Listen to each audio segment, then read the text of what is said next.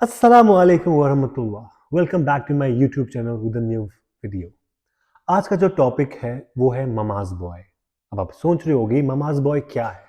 मैं बताता हूँ। ममाज बॉय एक ऐसा लड़का है who is very attach to his mom. उसको मॉम चाहे जो बोलेगी, उठो तो उठो, बैठो तो बैठो, इवन उसके डिसीजंस तक till he is grown up, till he is getting married, उसकी मॉम ही लेती है। ये अच्छा है अगर आप अपने वालिदैन की, अपने पापा मम्मा की फरमानी करते हैं, यू ओबे देम, ओबीडियंस दिखाते हैं, till then it's fine, but when you get married it's not fine at all. So if you are mama's boy, don't get married. जी हाँ, अगर आप ममाज बॉय हैं तो आप शादी बिल्कुल भी ना करें। आप घर पे बैठे, आप जॉब पे जाएं, आप वालिदैन की खिदमत करें जितनी करनी है, but do not get married. Do not get married in the sense, और डेप्थ में जाके बोलूंगा, किसी लड़की की जिंदगी आप खराब ना करें। ममाज बॉय हमेशा ममाज बॉय नहीं रहता है। He has to grow up, he has to become a man, right? A boy and a man. अभी आप मैन है माय ब्रदर्स, मैं आपसे मुखातिब करके बात कर रहा हूँ। सो अगर आपने निकाह किया और अभी भी आप उसी पे चल रहे हैं जो आपको ममा बोलती है, उठो तो उठो, बैठो तो बैठो, लेटो तो लेटो, आपके हर एक डिसीजन में उनकी इंटरवेंशन है, you are not capable enough, आप में इतनी सलाहियत नहीं है कि आप खुद ही डिसीजंस लें, तो मेहरबानी करके आप निकाह ना करें। या आप अभी कच्चे हैं, या you are not even ready to get married. My brothers, आप एक लड़की को निकाह में लाते हैं, माशाल्लाह बहुत अच्छी बात है। वो सब कुछ छोड़ छाड़ के आपके घर पे आती है। Now it's your responsibility to take care of her, to provide her, उसका ख्याल रखना। आपको चट्टान की तरह उसके साथ खड़ा रहना है, ना कि उसको अकेला छोड़ना है। जब वो निकाह में आपके घर पे आती है, शी इज एंटायरली, पूरी तरह से वो आप पे डिपेंडेंट है, उसका कोई नहीं होता है। पहले आप हैं, उसके बाद आपके वालिदैन आते हैं उस लड़की के लिए। अगर आप नाकाम रहते हैं इसमें, if you are not able to take care of her, to provide her, then you are sinful in the eyes of Allah. जी हाँ, आप गुनहगार हैं अल्लाह की नज़रों में। आपका रब आपसे नाराज है। यहाँ तक कि फरमाया रसूलुल्लाह सल्लल्लाहु अलैहि वसल्लम ने, the best, not the good, the best of the men are those who are best to their women. आप में से बेहतरीन शख्स वो है जिसका रवैया बेहतरीन है अपनी ज़ौजे की ओर, अपनी शरीक हयात की ओर। यू नो, अरबिक में एक वाइफ को क्या कहते हैं? उसको कहते हैं रब्बैतुल बैत।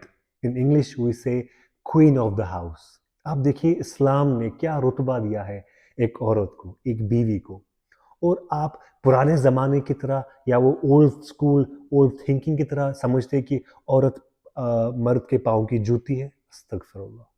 मेरे प्यारे भाइयों, माय बिलव्ड ब्रदर्स, एक और एग्जांपल देता हूँ। जब हम लोग अपना स्कूल फिनिश करते हैं, हाई स्कूल, तो हम फर्दर स्टडीज़ के लिए किसी और कॉलेज जाते हैं, ठीक है, या किसी और कंट्री में भी जाते हैं, है ना?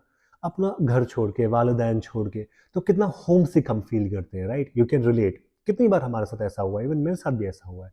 जब आप कहीं कॉलेज गए, आप फिर वहाँ हॉस्टल में रहे, घर वालों से दूर, लड़के हैं ना, we are man, but still we cry literally. मैंने भी रोया, बहुत कमी महसूस की अपने वालिदैन की, अपने घर की, दोस्तों की, सबकी। एक नया माहौल होता है, फिर इट टेक्स टाइम, है ना, हमें बहुत वक्त लगता है खुद को अडॉप्ट करने में उस माहौल में। सिमिलरली एक लड़की अपना घर बार छोड़ के, अपने वालिदैन छोड़ के, भाई बहन सब कुछ छोड़ छाड़ के आपके घर पे आती है, आपके भरोसे। और उसके बाद वो शी ट्राइज टू एडजस्ट, है ना, एक नया माहौल है, सबको अपनाने की कोशिश करती है, सबको इम्प्रेस करने की कोशिश करती है, वो माहौल में एडजस्ट करने की कोशिश करती है। अब बताइए, क्या आपका फ़र्ज़ वहाँ पे क्या बनता है? उसकी मदद करना वहाँ पे, या उसे अकेला छोड़ना, या उसे ऐसे ट्रीट करना जैसे कि वही सड़क छाप लड़की है, या एक एक अनवांटेड फील करवाना? नहीं ना। For every act you do, आप जो भी काम करते हैं, जो भी, काइंडनेस नहीं बोलूंगा, आप जो भी हरकत करते हैं ना, जो भी whatever you do, you are accountable to Allah for everything you do. Allah ताला कुरान में फरमाते हैं, वला तकुल लहुमा उफ़न, do not say anything like uff out of disrespect to your parents. अपने पेरेंट्स के साथ आप कोई भी बदतमीजी ना करें, ऊंची आवाज़ में बात ना करें, नज़रें झुकाए रखें उनके साथ जब आप उनसे बात करें। Do not walk out when you talk with them. ये आपका फ़र्ज़ है बहैसियत औलाद। बट आपकी बीवी का नहीं। आपकी बीवी निकाह में आती है आपके पास आपके लिए। अब अगर वो out of courtesy, out of love and respect, she is being loving and caring, उनकी खिदमत कर रही है, ये उसका बड़प्पन है, you have to encourage her, ये उसकी मेहरबानी है, आई शुड से।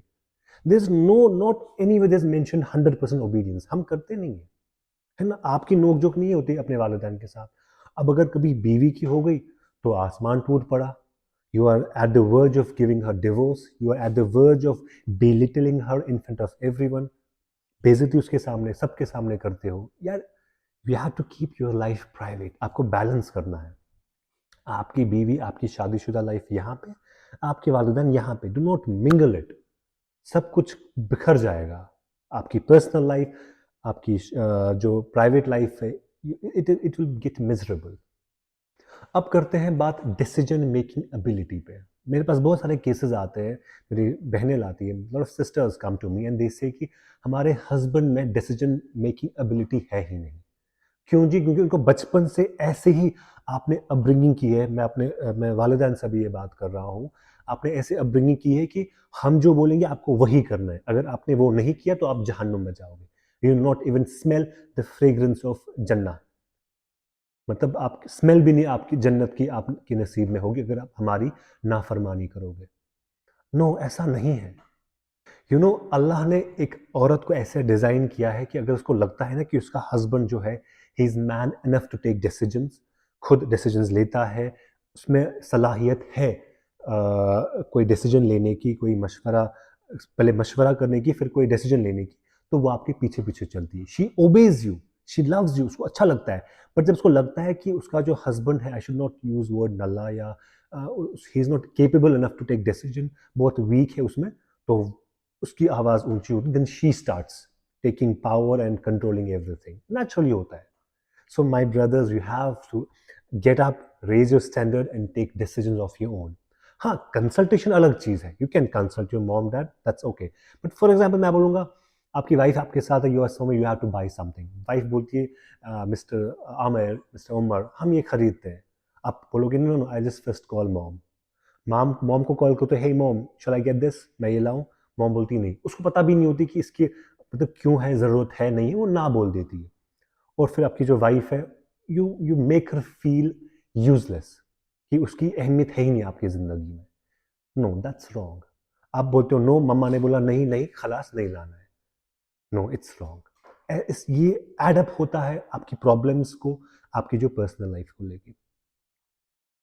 जितना आप पेरेंट्स को इंटरवीन करवाएंगे ना अपने मसलों में, मसले इन द सेंस अपनी वाइफ और हस्बैंड के बीच के मसलों में, इतना ये प्रॉब्लमेटिक बनेगा, इतना प्रॉब्लमेटिक बनेगा, इट लीड्स टू डिवोर्स। अल्लाह अस्तगफिरुल्लाह। हदीस का मफहूम है, जब डिवोर्स पे बात आती है ना, एक हस्बैंड और एक वाइफ के बीच में, अल्लाह का अर्श हिल जाता है। The most disliked by Allah and Rasulullah सल्लल्लाहु अलैहि वसल्लम इज डिवोर्स, जो कि अभी आम हो गया है। These are the reasons. ऐसे में एक और टर्मिनोलॉजी यूज हम करते हैं, साइकोलॉजिकल प्रिजनर। मतलब कि आप अपने बेटे को एक कठपुतली बना के रखते हैं कि जो हम बोलेंगे तुम्हें वही करना है। And maximum when I asked my brothers that क्या वजह रही यार, आपने डिवोर्स क्यों दिया, व्हाट वाज द रीजन, आप अलग क्यों हुए? उन्होंने बोला कि यार पेरेंट्स ने बोला। क्यों? क्योंकि वाइफ जो है वो पेरेंट्स के मन मुताबिक नहीं चली, and that was the reason. उन्होंने बोला बेटे को छोड़ दो, तुम्हें नहीं मिलेगी। होता है यार, हम लड़के फिर जा सकते हैं, वी कैन रीमैरी, कोई दूसरी लड़की आराम से मिल जाती है। My dear parents, my brothers, this is not part of Islam, this is not part of our दीन। ये हमारे इस्लाम में नहीं है। हाँ, अगर सूरत हाल इतनी बिगड़ गई, इफ इट इज अनरिजॉल्वेबल, ठीक है, फिर देन सोल्यूशन इज डिवोर्स, फिर ठीक है। पेरेंट्स से विनती करता हूँ हाथ जोड़ के, अपनी औलादों को जो है तरबियत ना दें to as mama's boy, don't make them from boy to mama's boy. Instead उनको आप मर्द बनाएं, मेक देम मैन इनफ, ताकि वो अपने फैसले जो है खुद ले सकें।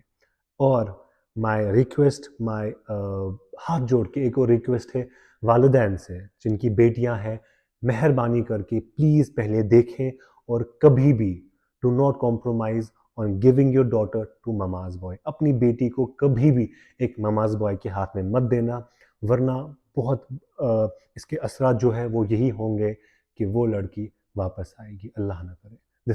आखिर में बताना चाहूँगा पेरेंट्स को, अगर आपको वाकई में अपनी बेटी की फ़िक्र है तो मेहरबानी करके उसे ममाज़ बॉय के हाथ में नहीं दीजिएगा। तो वीडियो को आप लाइक करें, कमेंट भी करिएगा, बताइएगा अपने व्यूज़, अपनी स्टोरी जो भी है वो बताइएगा आपको कैसा लगा, और शेयर भी कीजिएगा, और do not forget to subscribe to my YouTube channel. अस्सलामु अलैकुम।